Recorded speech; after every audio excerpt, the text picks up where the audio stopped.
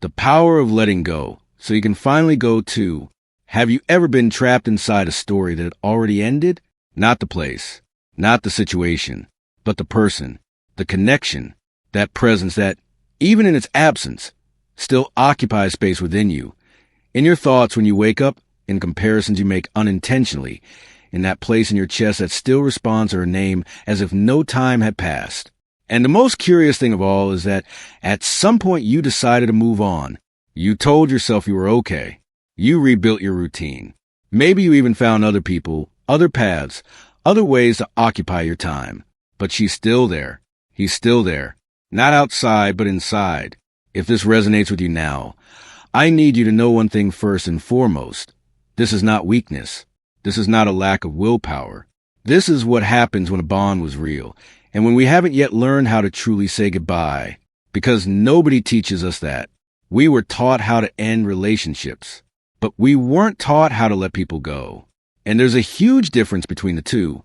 Today I'm going to guide you down this path. And by the end of this video, you'll understand why you still carry this bond, and you'll have in your hands a first real step to finally break free. Not violently, not hastily, but in a way that honors everything that was, an open space for everything that can be.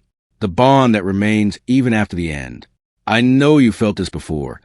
That strange feeling that a person still inhabits you even after they've left your life. Not physically, but energetically. As if an invisible thread still connects your heart to theirs. And every time you try to cut it, it comes back. We call this attachment. But I prefer to call it an unbroken bond. Because attachment sounds like weakness. As if there's something wrong with you. And there's nothing wrong. There's something incomplete. And incomplete is very different from wrong. Think about it. When two human beings truly connect, when they share stories, when they look at each other with presence, when they create memories that are etched in the body as well as the mind, they leave marks on one another. Not metaphorically, neurologically. The brain literally reorganizes itself around meaningful bonds. And when that bond ends abruptly, incompletely, without the farewell ritual it deserved, the brain and body continue searching for what's missing. They continue waiting. They remain awake for any sign that that connection still exists somewhere. This is not obsession. This is the biology of affection. And the great trap is this. We try to solve with our minds what can only be solved with presence.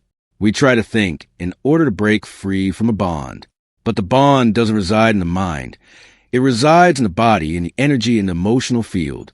That's why you might have gone to therapy, read books, received advice from everyone, and still feel like that person still occupies a space inside you. Because the solution isn't understanding. The solution is feeling and letting go. And in the next chapter, I'm going to show you exactly why most people try to break free the wrong way, and why that wrong way might, without you realizing it, be keeping the bond even stronger. Why you tried to let go and couldn't. The reason nobody tells you. Perhaps no one has ever told you this before. And I need you to listen carefully because this could completely change how you view this process. Most people try to break free from a bond through denial or resistance. Denial sounds like this. I'm over it. I don't care anymore. I'm fine. You repeat this to yourself so often that you start to believe it. But deep down in the silence of the early morning, when your guard is down, the longing is there. The question is there. The face is there. Resistance sounds like this. I can't think about that person. Every time they come to mind, I need to push that thought away. You use willpower to avoid feeling. You distract yourself. You fill the time. You create noise where silence could reach you. And here's the insight that might change everything for you. What you resist persists. Psychology calls this the cognitive rebound effect. When you tell your mind, don't think about that person, the first thing it does is think about that person, because it needs to activate the concept before trying to suppress it. It's like saying, don't think about a pink elephant. And the pink elephant appears immediately. But beyond the mind, there's something even deeper happening. When you resist feeling what you feel for someone, you keep the energy of that feeling frozen inside you. It doesn't flow. It doesn't transform. It stays there, suspended, waiting for the moment when you finally give it the attention it needs. It's like a child who screams louder and louder when you pretend it doesn't exist. The emotion doesn't go away. It waits. And that frozen energy is exactly what creates the bond you feel with that person. It's not the memory of them that holds you. It's the unprocessed emotion that's associated with them. What I just said, stop and read it again. And if someone comes to mind right now, maybe this is exactly the video they need to watch today. And in the next chapter, I'm going to show you what really happens in your energy field when you maintain an unfinished connection, and how this affects much more your current life than you imagine. What is this connection doing to your energy right now? I know you might be thinking, but I've moved on. That's in the past. And maybe it is in clock time, but energy doesn't follow the calendar. Let me show you this in a practical way. Imagine you have a source of light inside your chest. This source is your vitality, your creativity, your ability to be present, to connect, to create, to love. This source is finite in everyday life. It renews itself with rest, with presence, with joy, but it has a limit to how much it can radiate at the same time. Now imagine that there are wires coming out of this source. Each wire carries energy to some place in your life, to your projects, to the people you love, to your dreams, to your own well-being. When you maintain an energetic connection with someone from the past, someone with whom you still have open emotional accounts, unspoken conversations, incomplete goodbyes, there's a thread running from your source toward that person, and that thread carries energy. Every day, you don't feel it because it's subtle, but you notice the effects. You notice it when you reach the end of the day and don't understand why you're so exhausted. You notice it when you try to focus on something new and your mind wanders. You notice it when you're with someone who loves you and yet you feel an inexplicable distance, as if part of you is somewhere else. Part of you is somewhere else. It's in the past. It's in that connection. And it's not weakness. It's physical and emotional. It's what happens when we don't end what needs to be ended. The most delicate aspect is that this connection also affects what you attract when you still vibrate at the frequency of a past relationship. Even if it's through longing, resentment, anger, or hope, you continue to emit the frequency of that pattern. And what you emit, you attract back. It's not punishment. It's resonance. It's a law of frequency. Repeat after me now, out loud, with intention. I choose to reclaim my energy. I am responsible for my frequency. I am ready to end what needs to be ended. And in the next chapter, I'm going to show you something that will completely change the way you understand the act of letting someone go. Because letting go isn't what you think it is. What it really means to let someone go, the definition that will change everything. Here's the twist I promised. And it's simple, but profound enough to change everything. Most people understand letting someone go as erasing them, as forgetting them, as acting as if that person never existed or mattered. And with that definition, of course it seems impossible, because you don't want to erase it, because it was real, because it mattered, because there's a part of you that feels letting go is betrayal. Betrayal of history, betrayal of what you lived through, betrayal of the version of yourself that loved or trusted or believed in. But letting go isn't erasing. Letting go is releasing. It's the difference between letting go of the hand that's holding on and amputating an arm. You can hold on to memory, the learning, the gratitude for what was, while simultaneously releasing the emotional energy that's still trapped within it. You can acknowledge that it was beautiful, or that it was difficult, or that it was both, and at the same time say, this chapter is complete. Think of a tree in autumn. It doesn't shed its leaves. They fall naturally. Because the tree knows that holding on to the old leaves would prevent spring blooms. There is no sadness in the tree letting go. There is wisdom. There is timing. There is confidence that what comes next will also be life. You are that tree, and the pages you still hold on to, the memories you revisit, the what-ifs you still nurture, the conversations you rehearse in your head. They are natural. They were real, but they belong to a season that has passed. Letting go isn't saying it wasn't worthwhile.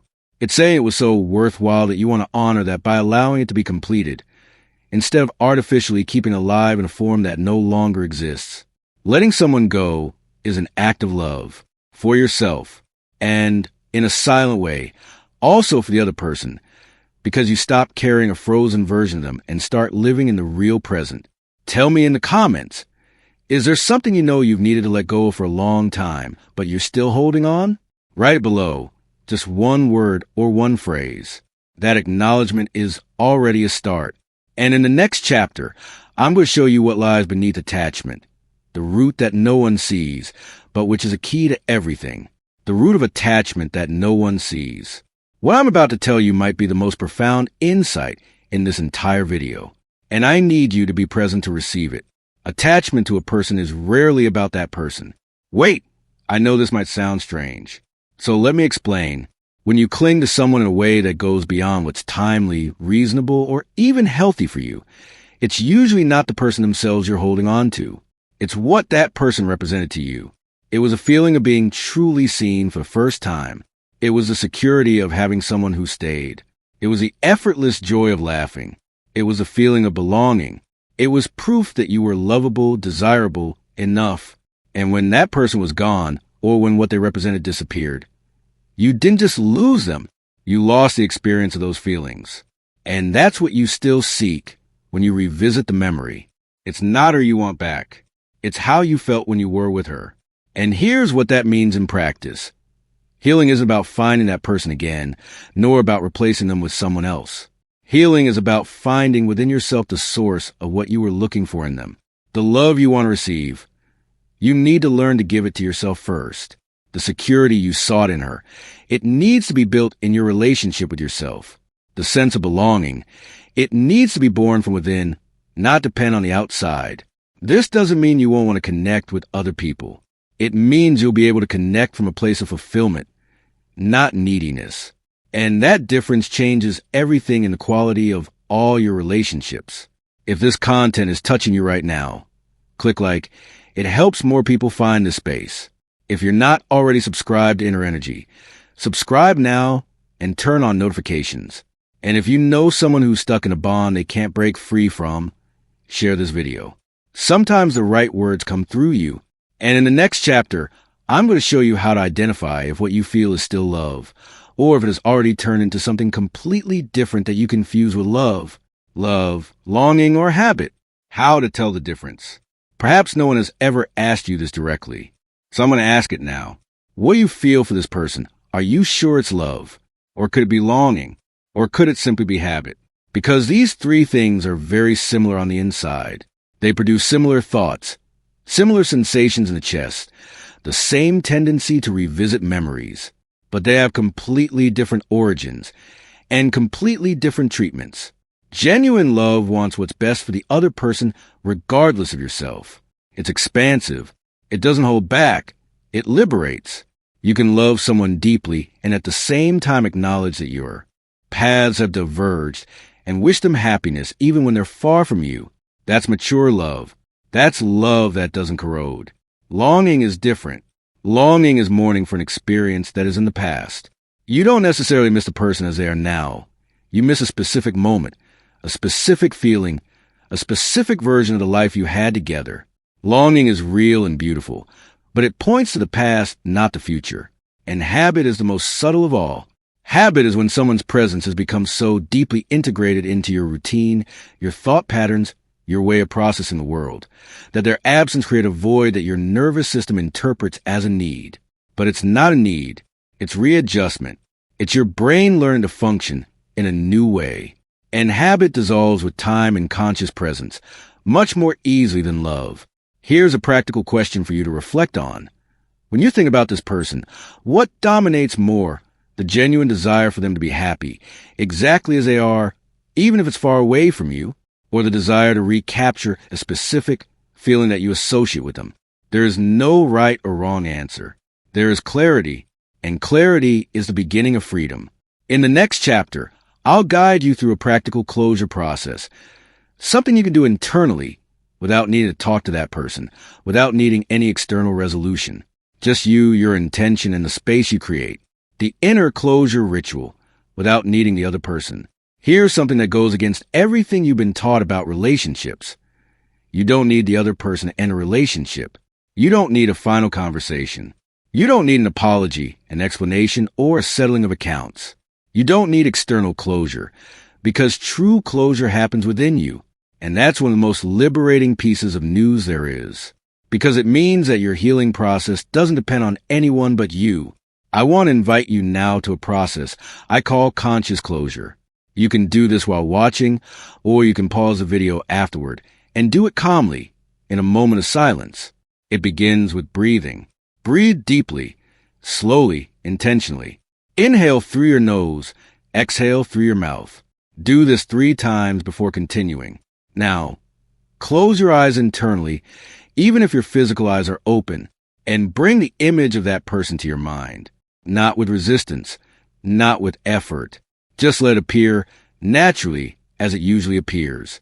Notice what you feel in your body when it appears. Where is that feeling? In your chest? In your stomach? In your throat? Just take note, without trying to change it, without trying to analyze it.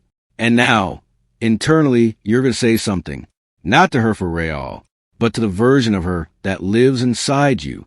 You're going to say, with your own inner voice, I saw you. I felt you. What we experienced was real to me. And I honor that. I carry with me the learning, the gratitude, everything that was beautiful and everything that was difficult.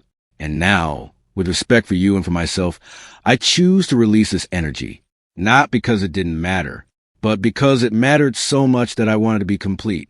You can go. I'll stay. Breathe again. And imagine that energy, that thread that connected your heart to hers, dissolving gently, not violently severed, dissolving consciously, like mist dispersing with the morning light. You're not erasing. You're enclosing. You're not forgetting.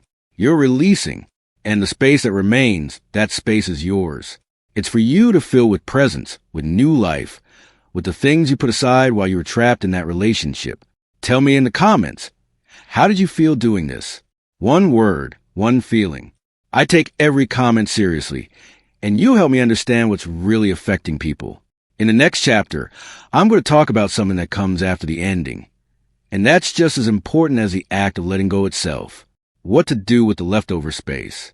There's a delicate moment after a conscious letting go, a moment that most people are not prepared to go through, and that causes many of them to backtrack, to return to the bond they just released.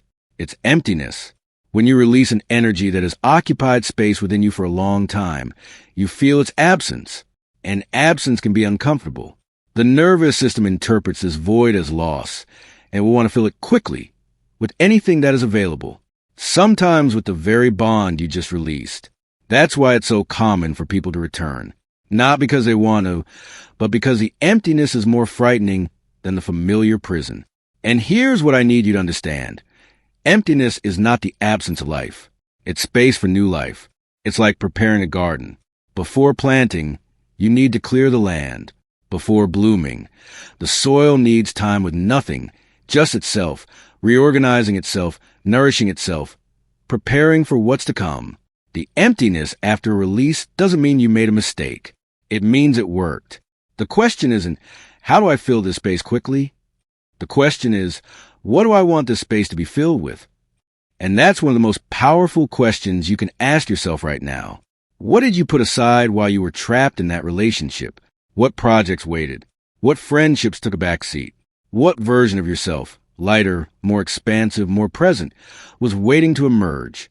This is the moment to invite that version in, not in a forced way, not all at once, but with intention, with small daily choices that tell your energy field, I am here, I am present, I am available for what is to come. What I just said, stop and sit for a moment.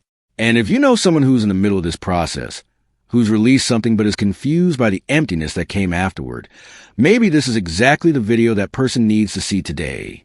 In the next chapter, I'll show you how to recognize the signs that your energy is truly being released, the internal signals that tell you the process is really working, sign that you are truly breaking free. This chapter is important because the process of releasing a bond isn't linear. Some days you wake up feeling like you progressed 10 steps. Other days you wake up feeling like you're back to square one. And if you don't know how to recognize the real signs of progress, you might misinterpret the process and give up just when you were closest to it. So let me show you what it really means to be free. The first sign is subtle, but it's the most important. You start thinking about the person without the same weight. They may still come to mind, memories surface, moments appear. But there's a difference in the quality of that thought. It's gentler, it's more distant, like looking at an old photograph fondly, instead of looking at a wound with urgency. This doesn't happen all at once. It happens gradually. And most people don't realize it because they're waiting for a dramatic moment of epiphany of liberation. But real liberation is silent. It happens on the margins. In a breakfast you enjoy without thinking about that person. In a laugh that was completely present. In a moment when you realize after hours that they hadn't crossed your mind. The second sign is that you start to have more energy available. Remember the thread that was carrying energy for that bond? When it begins to dissolve, that energy returns to you. You may feel it as a lightness, as a motivation that reappears, as a desire to create, to move, to build something new. The third sign is a change in how you talk about that person or that story. It's no longer a narrative of identity. I was betrayed. I was abandoned. I messed everything up. It starts to be a story that happened, not who you are. You begin to have more emotional distance from a narrative. And the fourth sign, and this is the most beautiful, is when you begin to be able to wish well for that person. Not forced, not like a spiritual exercise you do through clenched teeth, but genuinely, even if silently, that they are well, that they find what they need, that they follow their path in peace. When this actually happens, even if only for a second, it's a sign that your energy is free. Have you stopped to consider what frequency you've been living at lately? Comment below with one word describing how you're feeling right now. Just one word. This self-awareness is important, and I read every single one. And in the next chapter, I'm going to bring you something that will transform not only how you view the specific bond, but how you enter into all your relationships from now on. The version of you that is born after letting go. There's a version of you waiting on the other side of this process. Not a perfect version. Not a version that will never get attached again, that will never be disappointed again, that will navigate all relationships with absolute ease. That doesn't exist, and I wouldn't be honest if I promised you that. The version you're waiting for is a more complete version, more conscious, more present. It's the version of herself that has learned she can love deeply without losing herself, that she can truly connect without needing to dissolve into the other person, that she can be affected, moved, transformed by a person, and still remain rooted in who she is. This version of you has more clarity about what it wants and what it no longer accepts. Not out of arrogance, out of self-awareness. It knows the frequency it wants to emit, and it quickly recognizes when something or someone is misaligned with that. She also possesses a rare quality, the ability to be truly present. Because when you are no longer divided between the present and the past, between what is and what was, you can be here in a way that the people around you feel. There's a clarity in your gaze, a quality of listening, a lightness in your being that attracts what is genuine. And there's something else that this version carries, something that only those who have gone through a real process of letting go can have. It's compassion, not performative compassion, not superficial kindness, but a compassion that comes from having looked inside oneself honestly, from having recognized one's own patterns, from having consciously chosen to transform oneself instead of repeating them. This compassion changes the quality of everything. Your relationships, your work, the way you treat yourself on difficult days. You won't arrive at this version all at once. It won't be a dramatic transformation that happens overnight. It will be a series of small, consistent choices. To breathe before reacting, to ask yourself what you truly feel before acting impulsively, to honor the process even when it's slow, even when it seems like nothing is changing. And on the days when it seems like you've regressed, on the days when the longing returns strongly, when the bond seems as present as before, on those days, remember, 2 steps forward, 1 step back is still progress. It's still movement. It's still life reorganizing itself. You don't need to be perfect in this process. You just need to be honest. And you're already being honest because you've made it this far. The last thing you need to hear before you go, before we wrap up, I want to tell you something that perhaps no one has told you during this process. The fact that you love with such intensity, the fact that a bond can move you like this, can occupy you like this, can make you seek understanding like this, that's not a flaw of yours. It's one of the most precious things you have. The world needs people who truly love, who truly care, who truly give themselves. You are one of those people. What you are learning now is not to love less. It is to love with more wisdom. It is to be a channel of love without letting love consume you. It is to give without losing yourself. It is to receive without dissolving.